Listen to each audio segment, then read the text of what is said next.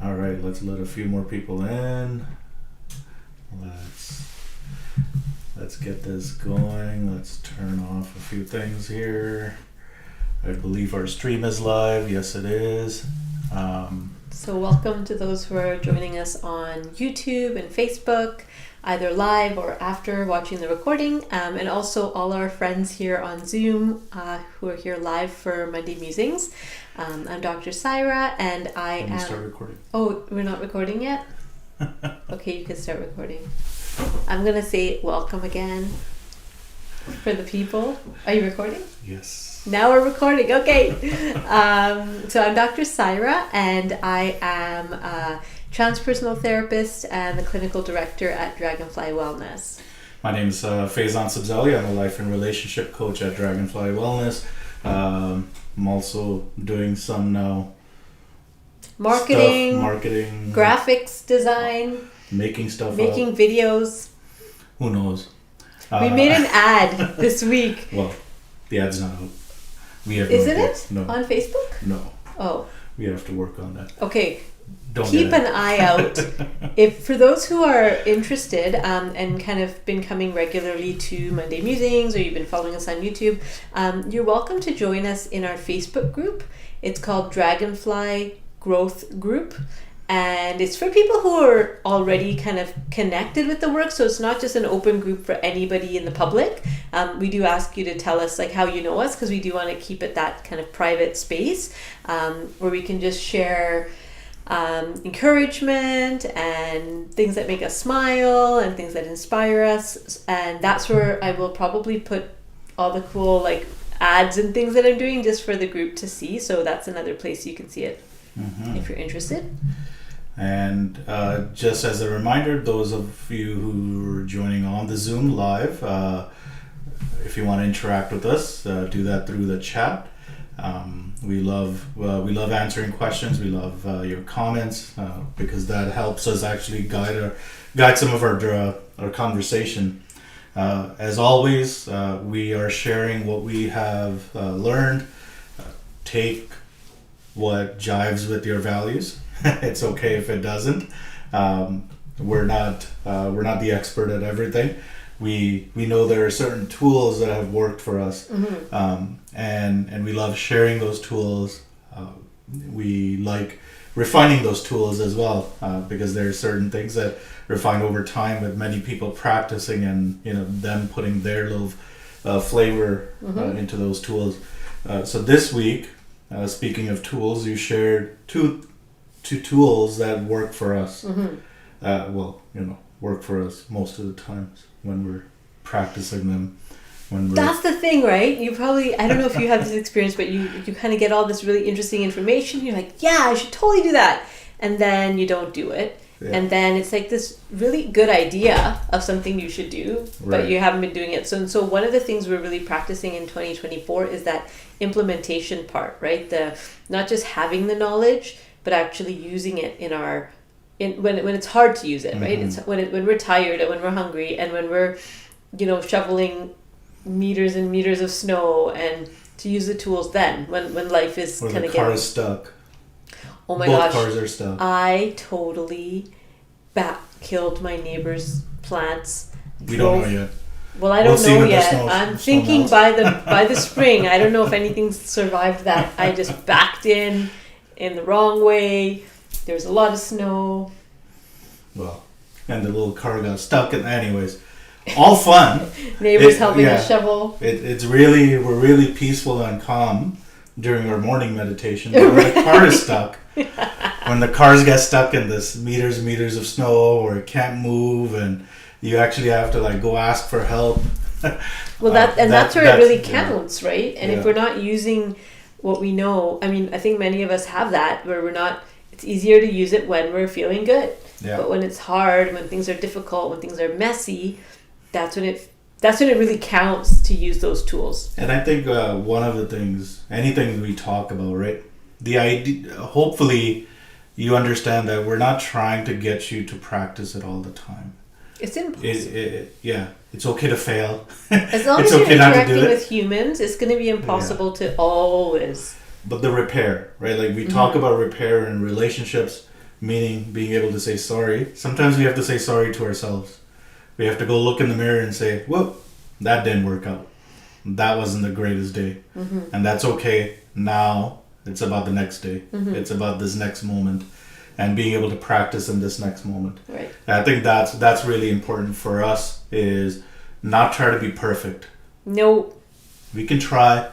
We can try to be excellent. We can give things our best shot, but nobody's going to be perfect, not even some of the time, right? We're just going to be doing the best we can. And so in that context, shifting into today's topic, these two concepts, these two tools have been really practical, right? Because again, there's a lot of really interesting ideas, but then how do you actually use them in real life? And so that's what we want to talk to you about today. So one of them, and again, the tools that Saira's sharing, there's a video on it.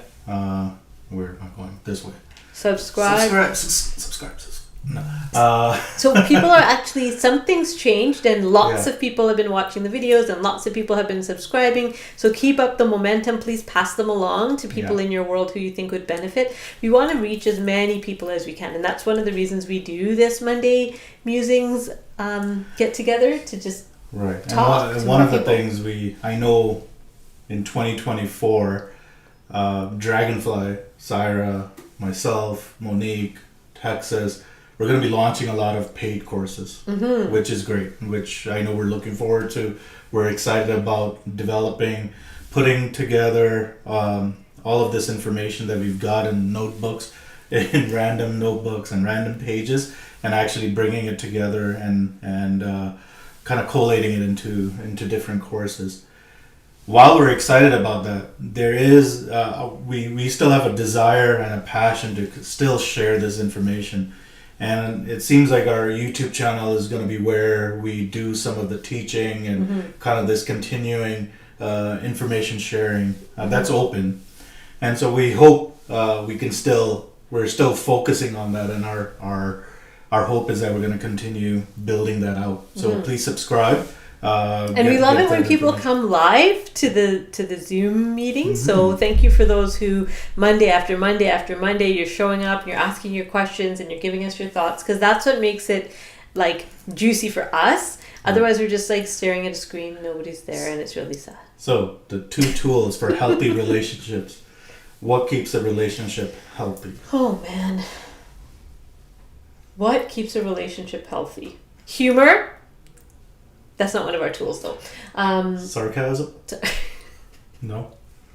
2. So the first one that we want to talk to you about, I think we've talked about it before, but you may or may not have been here for that particular Monday Musings. It's a concept called the bids for love. BIDS, bids for love. And it's taught by John and Julie Gottman of the Gottman Institute. What I like about the Gottman Institute work is that a lot of work in couples, they look at where things go wrong and kind of repairing things after they're broken. Whereas John and Julie Gottman actually looked at relationships that are thriving. Right. For the long term. And what are they doing that's different than relationships that are either not thriving or people end up separating? So they're not just looking at what not to do, they're actually asking us to think about what we could be doing more of, which I think is really valuable, because we don't want to be reactive in our relationships, right? We want to be kind of proactive and thoughtful about how we interact, and then you set a different kind of foundation. So bids of love is one of these concepts. Yeah. And when we heard about bids this... For love. Bids for love, yeah. When we heard about this particular concept, I think we knew it conceptually. Yeah, it's nothing like when you hear it, you'll be like, oh yeah, obviously. And it made sense. I think where we got the most benefit from listening to it and then practicing it and being really freaking awkward with it. Because when we talk about practicing, it's not natural. And it's not natural because it was never modeled in a certain way. Right. In this particular way. Right. And so the bids for love, right? So there's three ways of responding to it. So first of all, what is a bid? A bid. Not an auction bid. But it's kind of like that. You know how you know how in the auction it's like, here's this thing, it's like, who wants it? Who wants it? So bid for love is where I decide I want to connect with my partner. So I'm making an offer, right? I'm making an offer to my partner and saying, here. And then my partner has one of three choices to make. Now, backing up a little bit, this isn't just for romantic relationships. We engage in bids for love all the time, especially with people in our household. People who are around a lot. We even do this at work. We even do this in our family relationships. But it can be the most obvious in long-term romantic partnerships. We do this with children naturally, actually. Right? That's what at least little children, I find that we do it naturally. It just comes naturally. They're really good at it. They're really good at it, and we're really good at it with them. Right. So that the reason I said it doesn't feel natural. We'll get to it. It's just that, again, it wasn't modeled that we could do this with, not like, oh yeah, you're so cute, like with the babies, the baby language, but you could do the, oh yeah, okay, right? Like being able to continue that conversation and continuing that connection. To give each other attention, even when, like, it's not cute anymore. Right. So, like, when the honeymoon phase is worn off and it's not cute anymore, are we still connected? Somebody's saying, excited for your courses. They're absolutely wonderful. Thank you. That's awesome. Okay, so let's do some demonstrations. Instead of talking about it, let's do demonstrations. That'd be more fun. Is it? It is for me. All right. Okay, so a bid for love could be as simple as somebody saying yes. Yes. It is more fun. Demonstrations. It's fun for you people and her. For the audience. Okay, so a bid for love could be something as simple as like this. I'm just like massaging his head right now. Right? If you're gonna massage it right. Right there, right about. Yeah, there you go.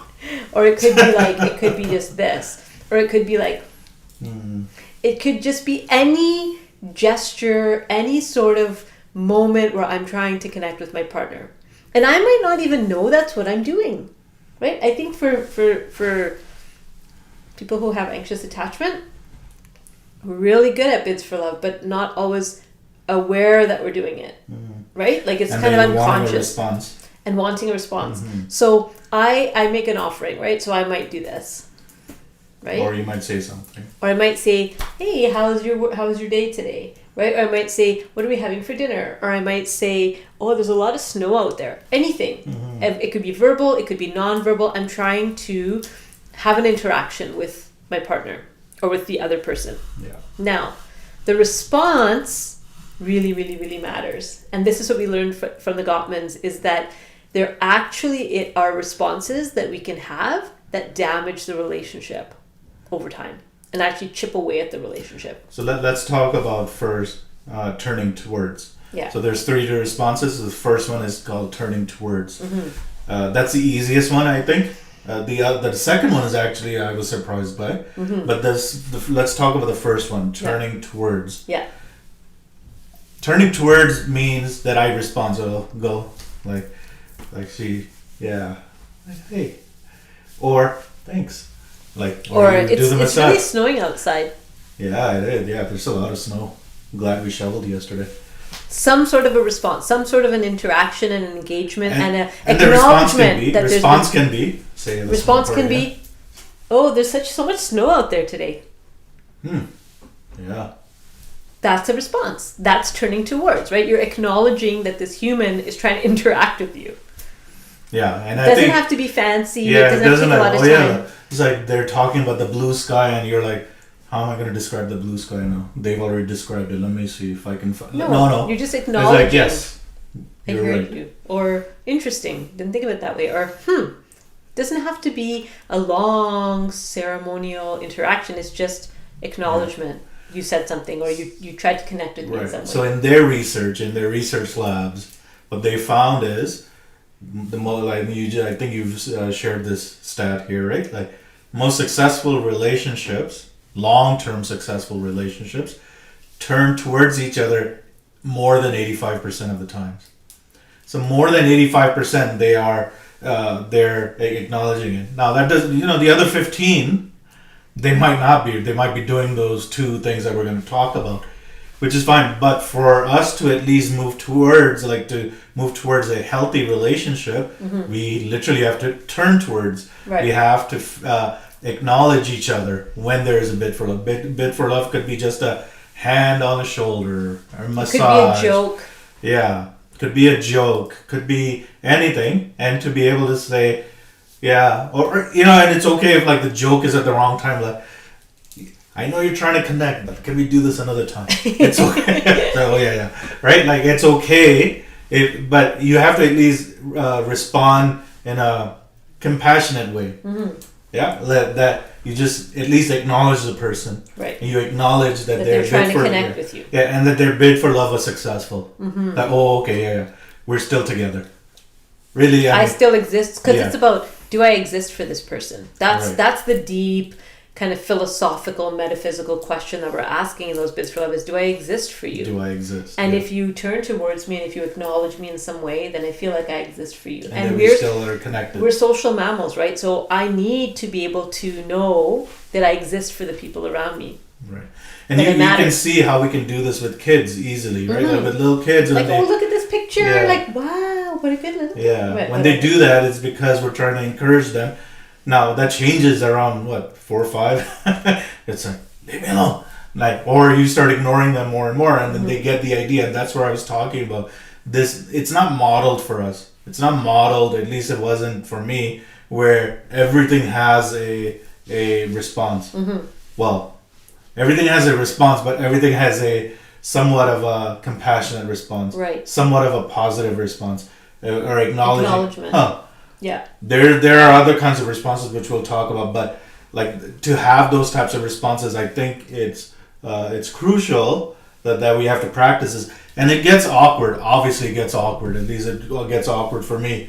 Because every time I'm not interested in this talking about the blue sky, but okay, right? Like this thought goes through my head. Like it's really interesting for her to talk about snow outside. Plants.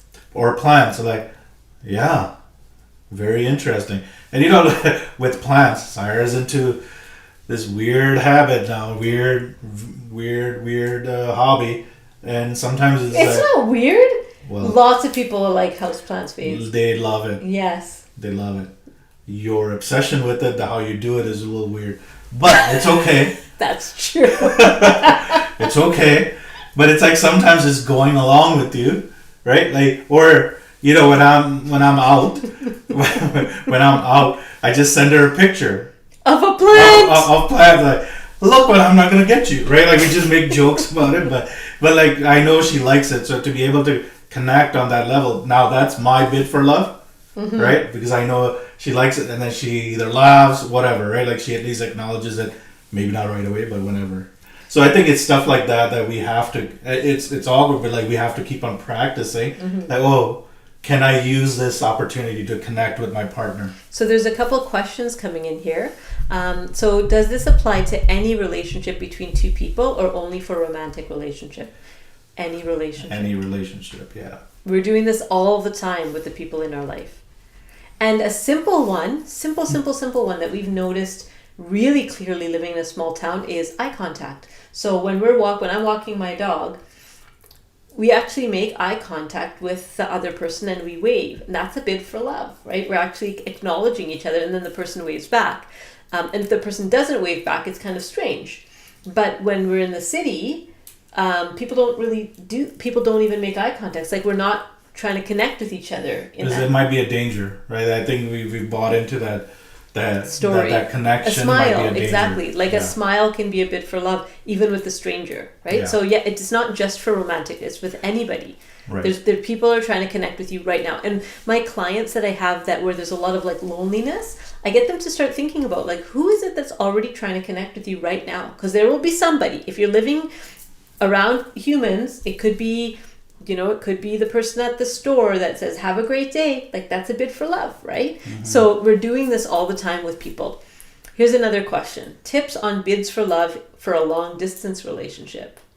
Dun, dun, dun. We had a long distance relationship when we started. Remember? So You're trying long not ago. to remember that It was so beautiful long time ago. of our life. It was so long ago. I'm not saying anything about that time of my life. I'm gonna get in Be trouble. careful, he's on thin ice. Can I you am. feel it? Can you feel it? So the ice is melting here. The reason I'm not gonna step in. the reason I brought that up is because I think we've got some ideas on long distance relationship. Yeah, I mean, listen, when we were doing long distance relationship, it was a different time. There was well. like MSN Messenger. Like Yeah. we could. There was no. We didn't have all our own like phones. FaceTime and all of those things. Like, so it was a different time. Yeah. But even during that time, we found a way to connect with each other, right? Mm-hmm. We wrote each other emails, like, hey, right, like, or we like, and when we did connect with over MSN, like it was a MSN. freaking MSN. It was like just chatting, but it was great, right? Like we were trying to connect and still laugh and whatnot. Now, I assume, right, with all the different technologies, there are ways to connect, even for us, right? Like when you were away for a few months, right? Like to connect with you via text, just to send you some jokes or even like one of the things that we do is when we're like scrolling on our Instagram. So at the end of the evening, I sit down before I go to bed and I just like look like what's up. And Faizan will have sent me some jokes or some reels or something. That's just a way. So sometime in the day he might have thought of me, and then at the end of the day, another thing. Now this is not about my relationship with you, so you can cover your ears. I had a relationship once. Shut up. No, go ahead. Where we used to do two things. So 143 was our like code for I love you. So every so often, it was back in the days of pagers. Remember those days? Yeah. So I'd get a page 143, and that was him saying I love you. And another thing that we did was we had a special number. So 111 was our number. So if we ever saw 111 around, it was like that was the time, or that was something on a license plate or whatever, that we would say that was like we were connecting with each other, right? And again, time before cell phones and things where we couldn't necessarily have that constant contact. So we made these like little like. I was 16, okay, it was a long time ago. But that was one of the ways that we stayed connected as young I think, again, it's to think about if you're looking for a connection, right? Like, because sometimes we feel like, we're not connecting because we're not talking for 3 hours. Right. and a nod while walking in the neighborhood, a smile. And I think sometimes, especially with long distance, right? Like there were days we couldn't talk. We had whatever life was happening. Different time zones and whatever the challenges were, they existed. So now the opportunity was that any chance that we saw, we looked at it as a bit for connection. Now going back, right? Like during that time, I didn't think we did. We didn't know what that was at the time. Yeah, during the time we were like, this person hasn't made time for me. Like, what's right? Like, we get frustrated, but we forget to see all of those other bids, right? Like somebody sending an email, somebody sending a text, just checking in, just saying good morning, thinking of you. Those praying types of for things, the person, or thinking of them in your meditation. Like those are all ways that we can connect. That you can. I don't know. I dreamt about you last night. Doesn't always work out in Faizan's favor. Because he does some dumb things in my dream. I'm just going to tell you. Like, it's your fault. You're the one doing them in my dreams. Question, am I seen? Am I heard? Right? That's the questions that the Bid for Love is responding. Okay, so now. I thought I did dumb enough things in real life here. I think in this reality. This bubble. I had a point with that, but I don't remember what I was going to say. Okay. That you had a dream. You think about people in dreams. But it could be, I thought about you in my meditation this morning, or I thought about you, I was walking and I noticed da-da-da. And so in the moment, maybe I didn't have that human in front of me, but I could tell them later that I thought about you, right? So that's also a Bid for Love. Right. So that's it. Any other ideas from the room? So anybody who's here with us on Zoom who might have been in a long distance relationship, how did you do bids for love?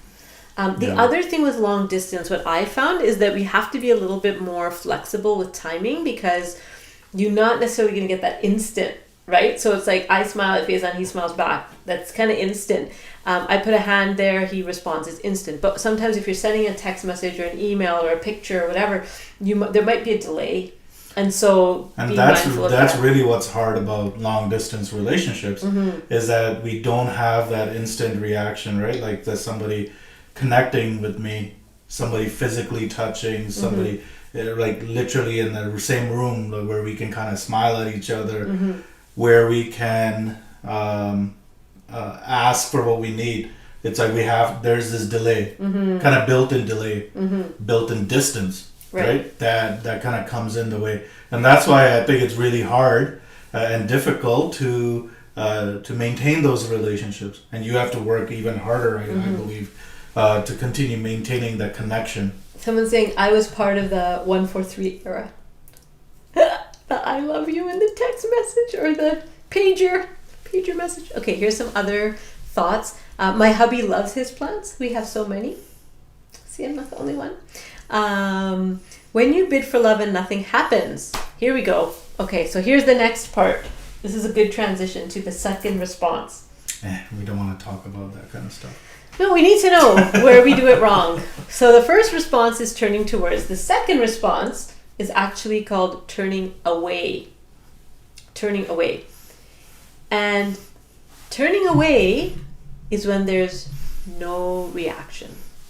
So I'm offering a bid for love and there's no reaction. There's no there's no there's no I know. There's no eye contact. There's no smile. There's just like a blank wall. That's actually turning against. No, turning away. Like it's not just neutral. Right? And that was a real eye-opener for us, because I think Faizan assumed that if he said nothing, that was a neutral response for many, many years.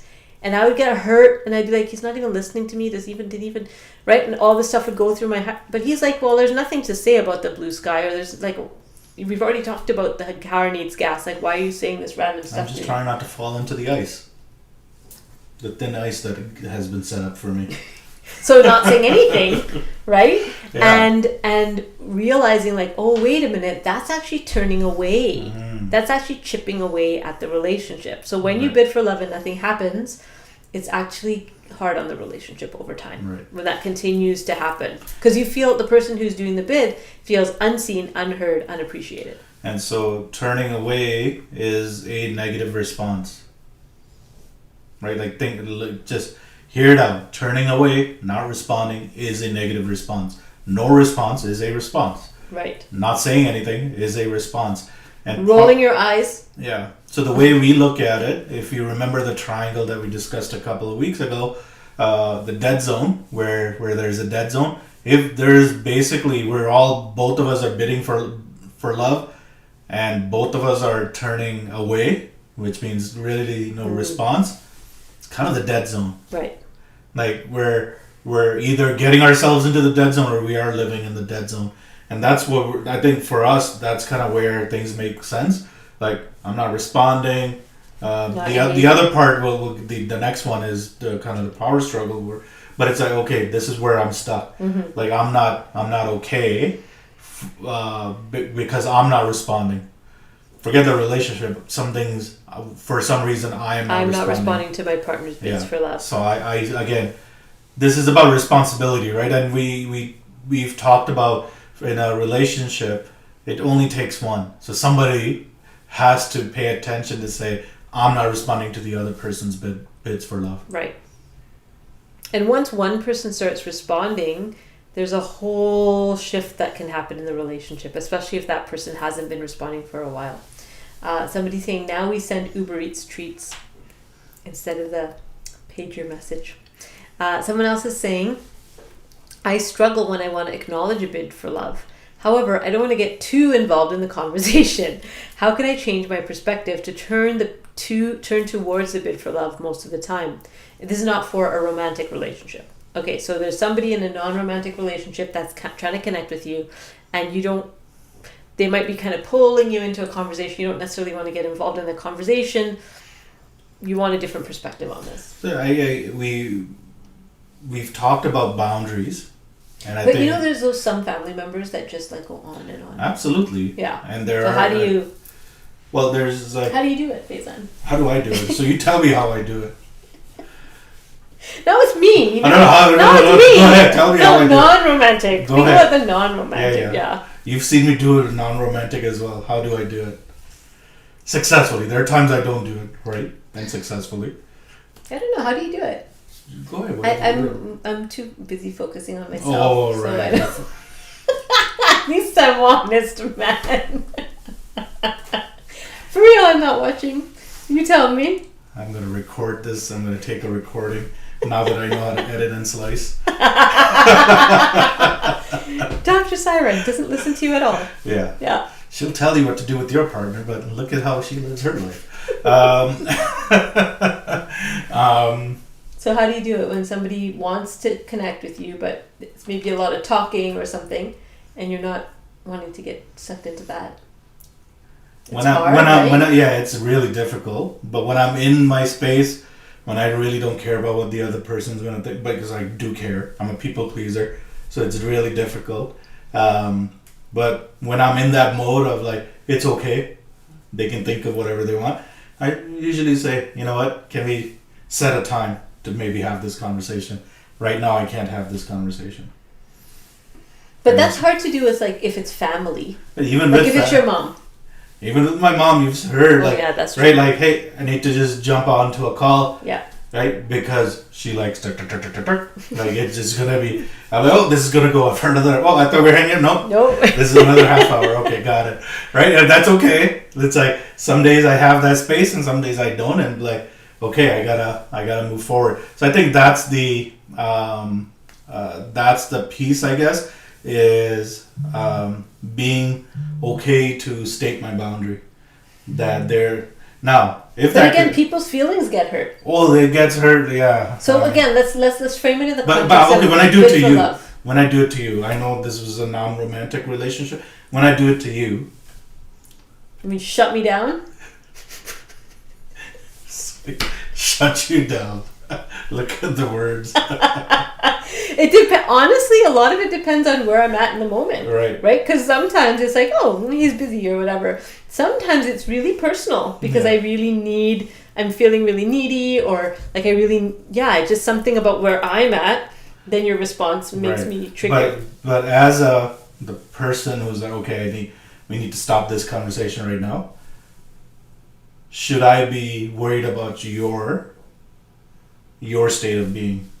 Well, you can't read my mind, right? No, I know, but you're like, I'm really needy, but I also have the need for my own time, right? Whatever I've got going. Whatever other commitments I have. So for the person asking for the bid for love, I think I'm getting better at saying, when you have some time, I'd like to talk about this. Right. Right? Later on, sometime before the end of the weekend, can we make sure we hash this out? Right. So this is a very mature back and forth. Yeah. The question was around somebody who probably is not, I'm assuming, doing some of this work, not paying attention to where they are and where the other person is. Like they just have their needs and they meet their needs.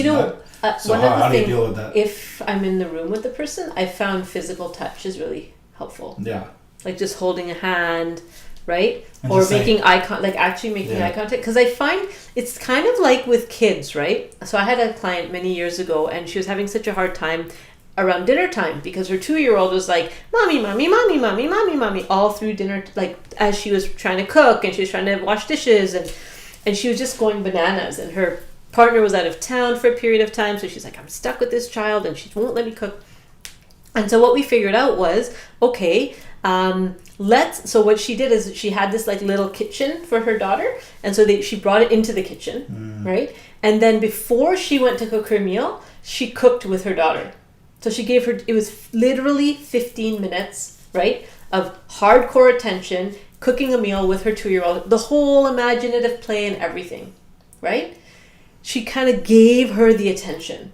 And once she had that, then she was satisfied, so she wasn't bugging her mom all through dinner, right? So I think if we can think of it that way, like there's some of us have a very strong 2-year-old in us that needs attention now.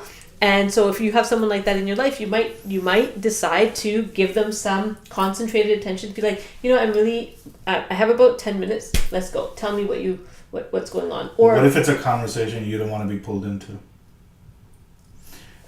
So sometimes the topic might not be something you don't want to be pulled into. And gossip? Like gossip, right? Like, so for us, it's like, So I think what we've realized is we still, what Saira was saying was giving that time, right? Mm-hmm. And being okay to sit there and not participating in the conversation, letting them have letting like a them get it board. out. Yeah. And like, oh, okay. Now, it's really important that if you are working on not getting, into the juice, right? Like, oh, there's juice here. Let's get involved into this conversation. If you just want to step away from it, you are allowed to. And by stepping away, meaning you can physically be in the room, you can still acknowledge that person and not get involved in the actual gossip. So remember the tool of the golden ball of light? The golden ball. Oh, so someone's saying it's the logistical day-to-day conversation, not heavy, generally. Well, so if it were me, if this were happening for me, I would be curious about... You love about... logistics conversation. How do you handle it? I hate logistics. So what I would do if it kept coming up, maybe because I'm a therapist, but I'd be interested in what's really going on here. That's what I would ask myself. If I'm getting irritated, right, what's really going on here? Am I feeling rushed? Am I feeling like I don't have enough time to myself? And now this person's pulling time from me as well. What's really going on here is, I haven't really engaged with my whoever family member, and they're lonely, or they're missing me, or they're going through this other thing, and I'm the only one they have to talk to. Right. I kind of go deeper into that's a great question. What's really going on here? Yeah. And then we can, because the person said, how can I change my perspective, right? Like to that compassionate perspective to say, something's happening here. Can I just give the time? Yeah. Right. Remember we were talking about attachment styles? So if this person is running after you and you're running away, right? But if this person's running after you and you let them land, then eventually they won't need to grab you as much anymore. Right. Somebody's saying, your kids are really lucky to have you both as amazing parents and role models, because the topics you touch on, not every South Asian household models that. We do touch on those topics, but you should ask our kids how lucky they are. Yeah, I'm sure they'll have a different story. Yesterday, I'm sure they have a book on. Oh, just yesterday. I'll tell you what happened. You guys teach this? Just yesterday. So I was working on, we were doing our ad, right? We were like cutting and pasting and slicing and whatever. And I was like on my computer finding clips, and Faizan was in here doing his thing, and da-da-da, and da-da-da, and like da-da. And then my daughter's like, Mama! And I was like, whoa. Like, what? She's like, I've been calling you for 5 minutes and you're not even responding. And I was like, I just didn't even hear her. Like, shh. She's like, remember you asked me why I don't talk to you as much anymore? Well, I was like, oh, fail. That was a parent fail. And it's like, I just literally didn't hear her because I was in my own world. And it happens. I think if anything, we're going to be honest with you. We do fail. We do fail a lot. I think one thing, hopefully what we do, is allow for those conversations to happen. They're allowed to call us out. Oh, yeah. And they do. With respect. With respect, yeah. Absolutely. And I think that next question, where, is this where a rupture occurs and then repair is important? That's exactly what we have to do. Yeah. Right? Like, so yes, are the kids lucky? You'll have to ask them. I know we're lucky to have those two as our kids, and the nephews and nieces we have. They're all amazing. They all teach us. They all are. They're all amazing human beings. They're like little maestros. Yeah, they're all amazing human beings. If I don't try to get them to do what I want them, right? Like, it's like, do it my way. No, as long as I don't do that, they're okay, right? Like, they're okay. And so I know we're lucky, where we have kids who are mature enough to have these conversations with us and call us out, which is important for us as well to learn, because we're, for us, this is new. Us raising our almost 11-year-old girl is going to be new. But even the comment, right? Not every South Asian household models that wasn't modeled, right? So we're kind of blazing the trail here and trying something. And like I always say to my children, that probably in 30 years you'll realize that everything I did was wrong, and then there'll be new research that's like the best way to be with a child is like this, and it's something that we didn't try or didn't do. So also knowing that I'm not going to get it perfect, one of my teachers always says, like, it's not about being the perfect parent, it's about being the right parent for your child, right? So, okay, on to this other question, because we've only done 2, there's 3, and then there's another tool. So, and we're tick-tocking away here. Got to get to the third one. If this is where rupture occurs. So, if there's a turning away, there's no response, you could repair that later on in the day and say, earlier when you were talking about this, I was kind of distracted. I didn't really hear you. Can you say that again? I do that all the time with you. Right? I'm like, yeah, you were talking about this. My mind was somewhere else. Can you tell me that again? Right? Right. And then you don't say, yeah, again. Like there's that generosity piece, right? When I do come back and try to make amends, that the other person is generous with me. The only way repair works is if there's generosity. It's the only way, right? Like, you want to do repair work in relationships, the only way it will work is if both people have an agreement of generosity, right? And seeing the best, like expecting that you were doing your best. And yes, mistakes keep on happening, and it's like, okay, like, keep on breaking your commitments. We can have those conversations, but with that generosity in mind. Otherwise, the person that's doing the repair, they don't want to do the repair because there's a fight that's going to start because of that. Right? Like, so if Saira's like, sorry because... Saira's like, she's trying to say sorry, and I'm like, yeah, see, but you did it again. And blah, blah, blah. Like, it's like, okay, so what was the point of saying sorry? Because now there's another conversation that we're going to have to say sorry about. So it's like, you might as well not even say sorry. So the repair work then becomes, unfortunately, grounds for another rupture. Right. Right? So again, the only way it works is if somebody in the relationship is going to hold a space for generosity. So hopefully both people. Yeah, hopefully both people, but it doesn't have to be. Yeah. Somebody, whoever's more stable in that moment. Right. So the third thing, so we can turn towards, we can turn away, and the third thing is turn against. So one of the ways is a very simple turn against is an eye roll. That's a turn against. Unless it's done like as a joke, sarcastically, right? Another turn against is, can't you see I'm busy right now? You're interrupting my blah, blah, blah. Again, we're talking about this thing. Why do you care about plants? I don't give a damn about snow. Like, why are you mentioning the snow? Like, can you get rid of these plants? Right? Like, but it's the idea being that we're now literally, whatever they say, we're just going to take the opposite side. Or just most be likely kind of like mean, not even mean, but like, you're turning against. Somebody's offering you something and you're like throwing it in the floor, right? It's like, here I'm offering it to you and you don't do anything. That's one thing. But if you just actually... If you know those Indian dramas, like... that's what turning against. It's like just taking and just throwing it out, and like, and it's that's what it feels like, even if you're just like, oh God, here we go again. Yeah, that's right? Turning against. Or you don't even have to say the words. Like, what? People will feel it. They'll feel you turning against. And again, what keeps those relationships vibrant throughout the years is minimizing turning against and also turning away. Yeah. And trying more and more and more to turn towards. So it's not a 50-50 thing, right? You're like, oh, okay, half the time we turn towards each other, half the time we do the other. No, it's 85%.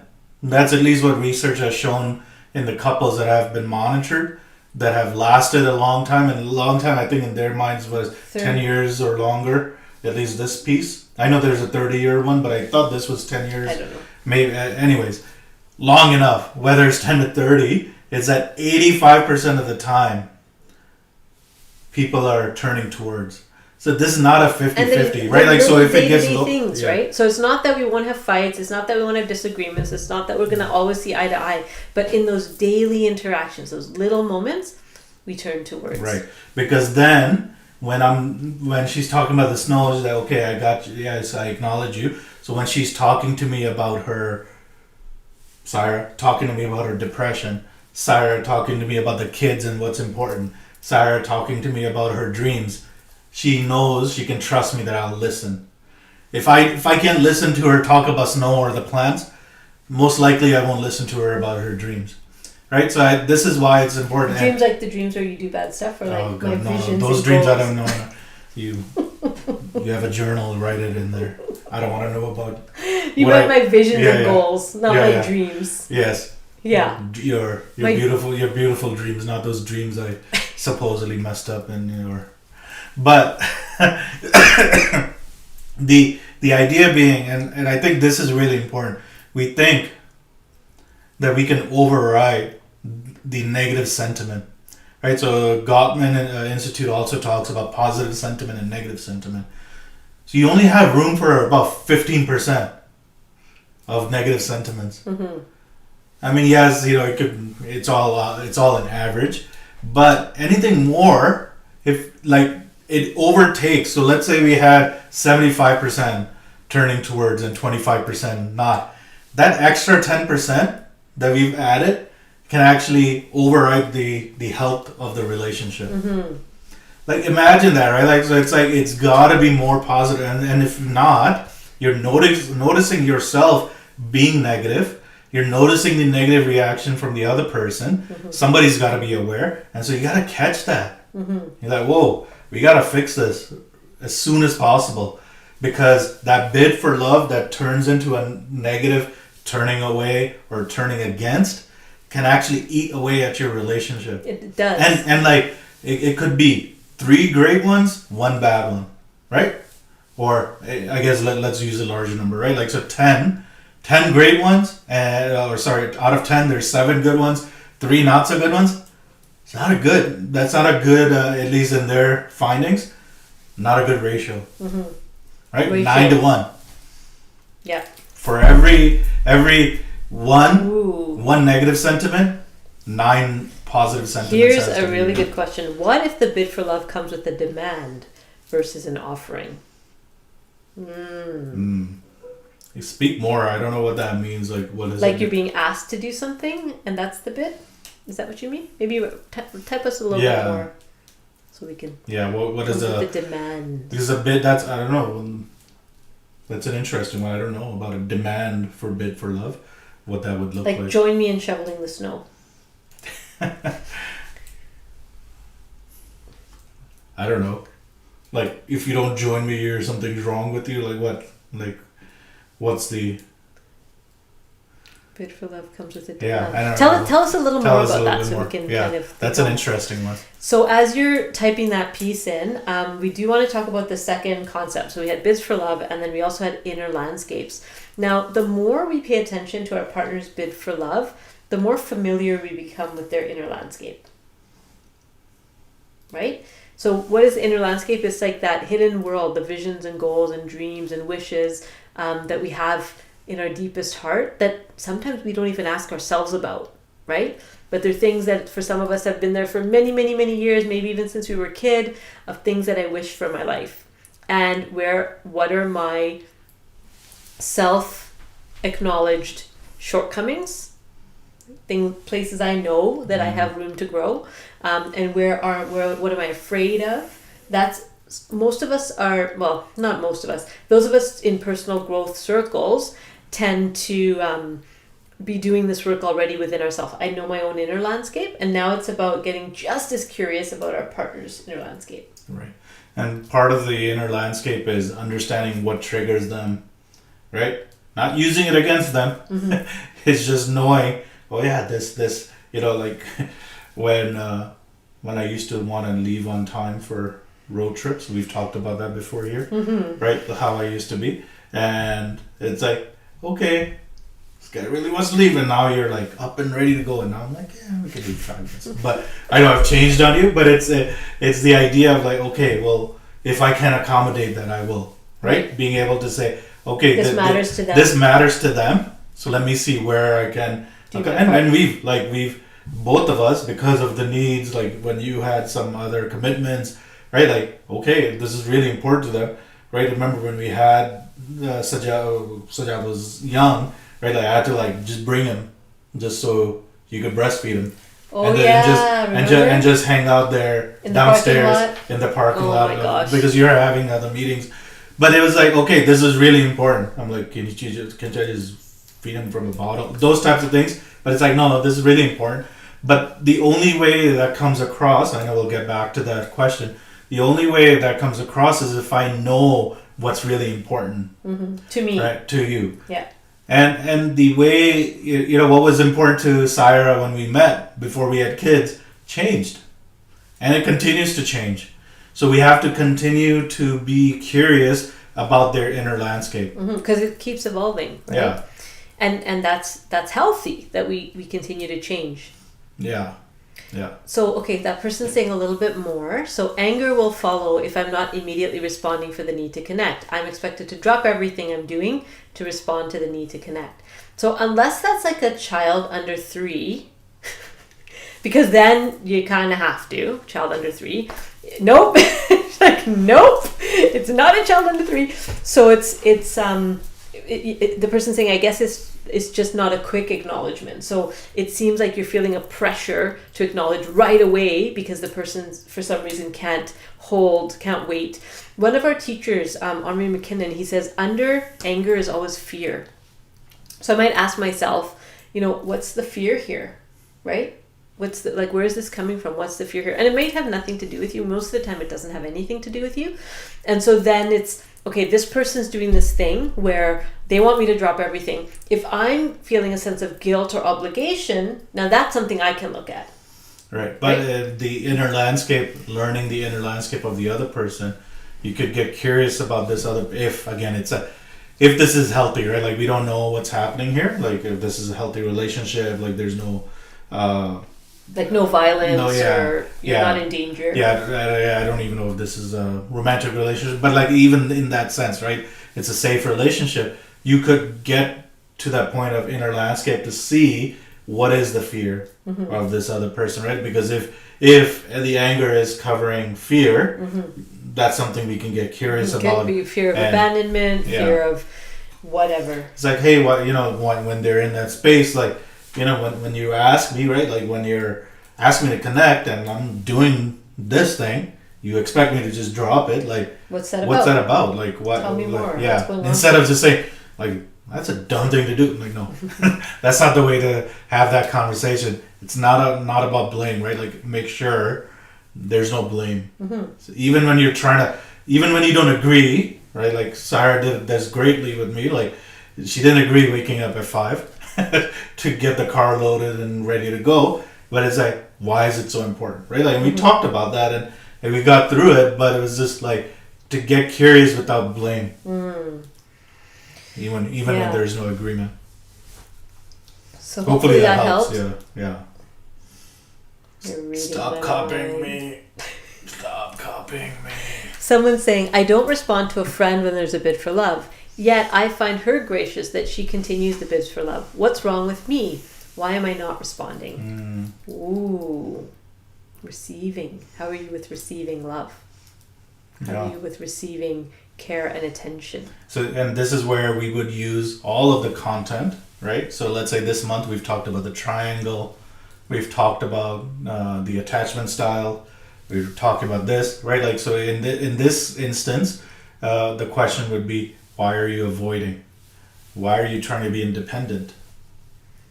Right? Because part of us not responding is also possibly, I don't know if this is true for you, it could also be a possibility that we're afraid of connection. There's a fear that if I connect, something happens. Also, it could be, on a totally different note, it could be discernment because this isn't the right match for you, right? That this person's not vibrationally attuned to where you're at, and you know that, and you don't want to connect. Like, that's a possibility because as we change and grow, our circle changes, right? And so that's something to do some soul searching around. Is it that I'm not willing to receive here, or is it that this friendship is evolving in a way that I'm actually not invested in the friendship? And I just assume it's a friend that you're comfortable around. Then obviously I would ask myself, but if you can't be yourself around them, okay, now that's the other, right? Like that's where it's like, okay, is this friendship finished? Done. Right? Like the season is over. Yeah, the season's over. Here's a really good question. I don't even know how to answer it. So we'll put it to the room as well. I don't know if you have some thoughts. What if your partner's bid for love is something you don't like or something that upsets you? Any ideas? Room? Group? What would you do if your partner's bid for love is something you don't like? Yes? What did I used to do that used to like just poke at you? Bid for love? Yeah, or I don't know if it was a bid for love, but let's say it was a bid for love. Jokes at the wrong time. Yeah, that was a big one.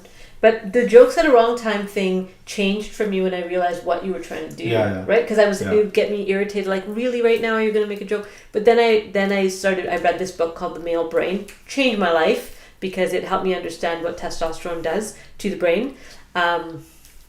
And I realized that what men are often doing when they crack a joke is they're trying to reduce our physiological arousal. Because groups of men, when they get together and they can sense that arousal happening, somebody will crack a joke and everybody comes back down. So he was just doing for me what he would do for another guy, which is help him calm down. For women, for a lot of, not all women, but a lot of women, actually letting the emotion out is more therapeutic than calming down our physiology. So it's not what I needed, but when I got that that's what he's trying to do, then I didn't get irritated in the same way, right? And I'd be like, Faze, or I'd say, please don't make a joke, I'm about to tell you something. Like, I'd preempt it even, right? So somebody's saying, what if your partner, have a conversation about it. Maybe your partner's not aware. That's possible, right? You might assume that they get it, that it's annoying to you. And I think in relationships, a lot of us are also afraid of confrontation, right? Mm-hmm. Or hurting feelings, or... One, they should be able to read my mind. Thumbs up. I got the thumbs up. But they should be able to read my mind Yep. and figure out how to... can't they see my face that I'm pissed off about this? But most likely not. Right. Most likely they're not. They're in their own little world. They're paying attention to themselves and not... They're doing a bid for love. Paying attention. Okay, so we only have like a couple of minutes left here before we close. And I did want to remind everyone who's interested, this Wednesday, so day after tomorrow, I'm doing a free workshop where I'll be teaching a particular tool to help people. It's kind of designed for therapists and coaches and helpers, but really anybody can join us, where we're going to be talking about the South Asian family dynamics and a specific tool that you could use to help people coming from that cultural background when it comes to family ties and relationships. So if you're interested in that, Faizan's putting our website in the chat, dragonflyacademy.ca. And you can check it out. There's a free one happening on Wednesday, and then there's a longer, more intensive 3-hour one in a couple of weeks. That's a paid one. So I encourage you to join us at least for the free one. Check it out. I think there's some really interesting content. Some of it we've touched on here, but it's going to be a bit of a deeper dive. Right. Like we said, it's not just for therapists or coaches or anybody in kind of in the helping profession. It's good to learn these tools. I know for me, we use this with our kids. Yeah. Some of the tools, right? Mm-hmm. Some of it we just kind of... helping them get that language and that framework, right? Around who are the people in their lives and where do they fit? Right. And how does family fit into all of their relationships? Right, and how do we talk about why the extended family is important and what, kind of their role within their lives and our lives, all of those things. But I think it was an important learning for us as well. Mm-hmm. So feel free to register for that if you feel like joining us. I think we'll end there today. We will. Let's end our stream. Thanks to everyone who joined on YouTube and Facebook. Mm-hmm. We'll stop